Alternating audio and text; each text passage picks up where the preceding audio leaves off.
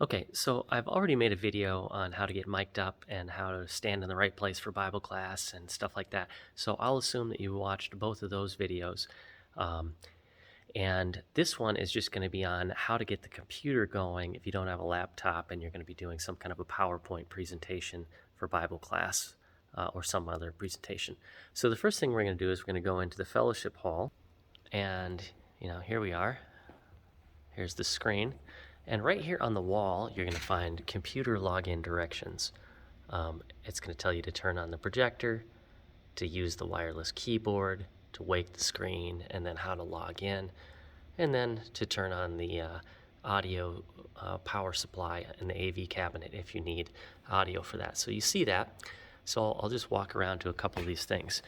Now I've already turned the projector on so we didn't have to wait for it to warm up, but this is the remote to do that. You would just use that blue button, and then you might get like a blue screen or something else like this where it's like, oh, that's not the computer screen that I need.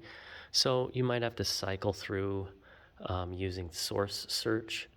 I know that this one, it should show up if I hit the video button. That will give me, oh, there's the computer. Now this computer, I think it always stays on, but where it is over here in the AV cabinet. And see this one right here. So if that's off, you might have to turn that on. It's possible. And then those get routed up through the cables, through the ceiling, and that cable from the computer goes directly into the side of the Epson projector up there. And then you control the computer with this keyboard. All right, so the way this works, you grab this, it's usually over there on the window, and you have to make sure that that on button is on. Okay, like that. And then once you do that, look at the screen, you should be able to use the thing here and scroll around with the mouse and tap and double tap. So that is that. If you get too far away from the AV cabinet with this keyboard, it can get a little sketchy or a little, it's not connecting very well. So if it gets bad, just walk closer to that. Anyway, you should be fine. I was going to say one other thing too. It's possible that someone may, I know there's like a Google Chrome or a Chromecast thing that's up in that up in there that sometimes, I don't know what use it is, but it gets plugged in. So if you're having trouble, just make sure that you got your USB cable that has the little blue stripe on it, or not USB.